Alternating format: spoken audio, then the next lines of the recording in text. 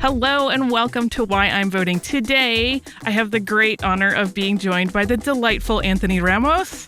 Hamilton fans know Anthony from the original Broadway cast, and he also has loads of acting credits on television and film as well. He is also a recording artist just on his own when it is not part of a stage situation. His album, The Good and the Bad, came out last fall, and somehow, despite this wildly creative life he's living, he has made time to join me to talk about voting. Anthony, welcome so much. What's up, Holly? How you doing? I'm so good, and I'm really, really delighted to have you. I want to know, first thing, if you remember when you learned about voting and that this was a responsibility that would one day be on your shoulders as something you would have to do to help decide what happens in our government. I think a moment where voting really felt pivotal, and when I think I was old enough to vote, was when Obama was running for president. And I think that was the first time I had actually voted. I think I was pretty cynical before about voting. And, I think as I entered into my young adulthood, 19, 20, 21,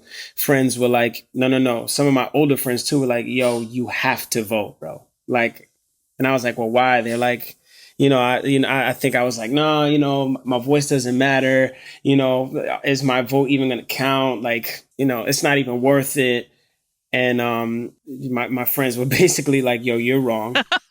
You're wrong. And that's how people get put in the office who necessarily might not belong there, is because of that mentality in the public and in young people or just in people in general, right? Like, my vote doesn't count. My voice doesn't matter. No one's listening anyway. Yeah. And I think it was in that moment where I was like, oh, I got to vote. So I voted for the first time. I love that you have had friends that educated you on the matter and set you straight. That's kind of fabulous. They did. Yeah, I'm grateful for them. My friend Alan Green and Amy, I was doing the Radio City Christmas Spectacular at the time. I'll never forget it. And they were like, yo, you need to vote, bro. Stop playing. We need friends like that. Do you remember what it felt like that first time you voted? Like, once you had done it, were you like, yes, that was the right thing to do? Yeah, I was nervous for sure because I hadn't done it before. And I was like, you wait on the line, you go, to your local school or wherever it is, wherever wherever they set the polls up in your district or in your area. And I was just like nervous. And I was like, man, I hope I vote for the right person or people. There are people on the ballot, right? Like, it's not, if people think when you vote, it's just the president or it's just one person. I'm like, no, there's senators on there, there's Congress people, there all types of, depending on what the election is, but each one is so important. That's another thing that I've learned over time. We think about, why isn't my neighborhood being taken care of? Or why has that pothole been there for so long? And you realize, well, it's your local officials that you need to vote for. And we have to be paying attention to who our local officials are. And do they care about our community, right? Yes, maybe in certain areas, those potholes they get filled in more than others. So how can we maybe try and find someone or put somebody in place in New York City, right? A council member or someone who can speak on behalf of our community to help get these things done. I was nervous. These are all things that were really, and still are to a certain degree, intimidating, trying to get educated and continuing to just try and learn, right? I mean, again, I said it probably 5 times, but I was nervous. Yes. You're not the only person that I've interviewed for this show. There have been dozens at this point who has mentioned being nervous, particularly early on in the process. And I'm glad that you also mentioned your local elections, because I think that sometimes takes new voters by surprise. So I wonder if you have any tips. You mentioned staying on top of who the local politicians are that are really going to impact your neighborhood and your immediate community. But how do you go about making sure you know who is on that ballot, what they stand for, and who the right candidate for you is? Again, I think it's talking to people who have been voting for a while. And maybe, and unfortunately, sometimes some people, I'll be honest, I didn't always have a network of people who I could go to and be like, yo, because I'll be real. I'm like, sometimes I don't know who to vote for. And I'm like, but I go to someone I trust. Right. And I'm like, hey, look, who are you voting for? And why are you voting for that person? And, and there'll be people who Alexandria Ocasio-Cortez wasn't in my district, but I was like, yo, we all gotta, everybody, even if she's not in your district, we gotta get behind her because she's doing amazing work. Like Mark Traeger is a council member who deals with Coney Island, and whole different set of neighborhoods, right? That I don't live in, but still he's someone who cares about the people. So, he was a history teacher at my high school, turned into a councilman, and it's just kind of like finding resources, just kind of like, I mean, you can even go online. I'm sure, you go online and you type in where you live and who are my local officials. Google is amazing. You know what I'm saying? Like, Yeah. so I think, and this is something that I'm still learning, right? Like I'm not going to sit here and like try and rattle off who each council member is for every district, and because I can't do that, right? But I just know like that there's certain folks who like Mr. Traeger and Alexandria Ocasio-Cortez who are doing amazing work that you just like you follow and you're like, yo, like whatever I can do to support their cause, I'm going to try to do that. And then you just try to find people who are like-minded, like there's also like, what are some local nonprofit organizations that are doing work too? You could always look up, like I found one, the Central for Public Democracy, CPD, who a friend of mine, Jesus Gonzalez from Bushwick, from the neighborhood that I grew up in.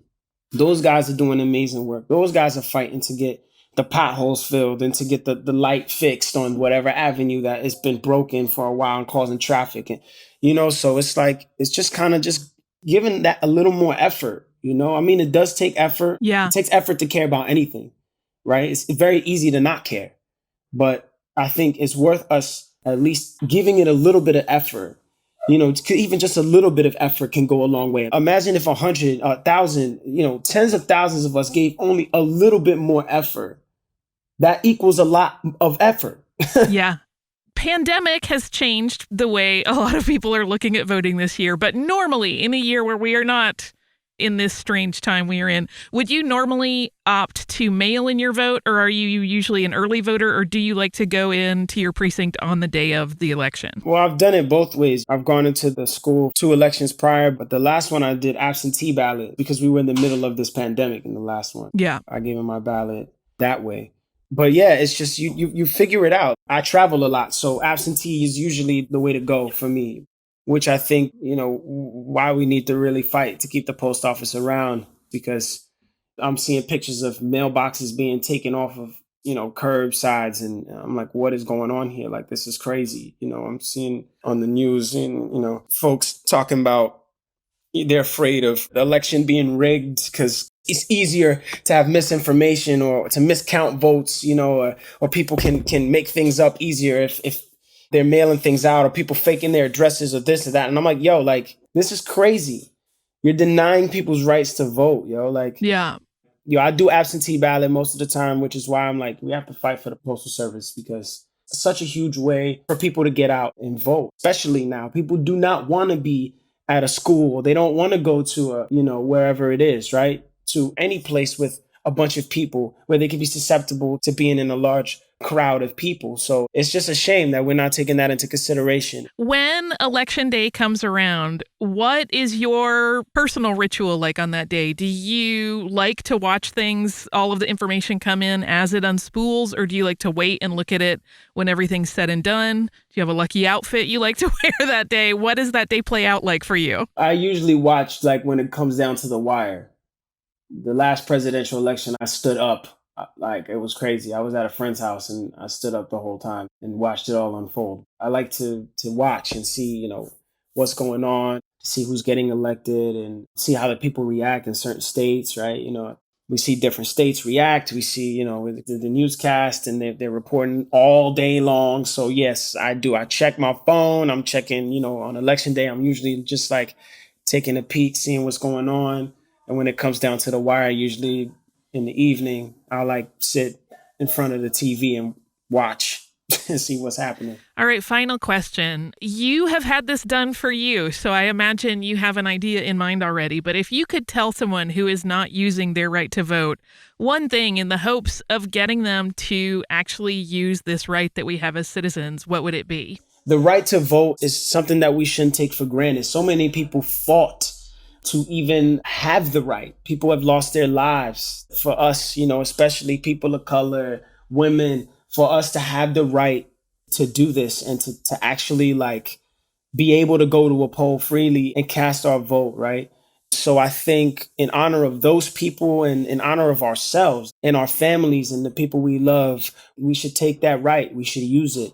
And I would encourage people to not take it for granted. It's a blessing that we get to vote. It's a blessing that we get to voice our opinion. And I think we should use that and we should take advantage of that. You know, there's power in numbers and the power is with the people. I mean, it's the saying, right? Power to the people, right? Let's take our power back, right? Let's vote. Let's make sure we're always aware of that power and we use it. It's a superpower to vote. So let's use it.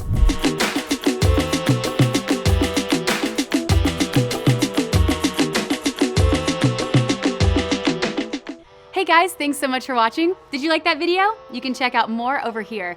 And don't forget to subscribe to iHeart right here. And if you're already a longtime fan, make sure you ring the bell down below so you don't miss a single video. Bye guys.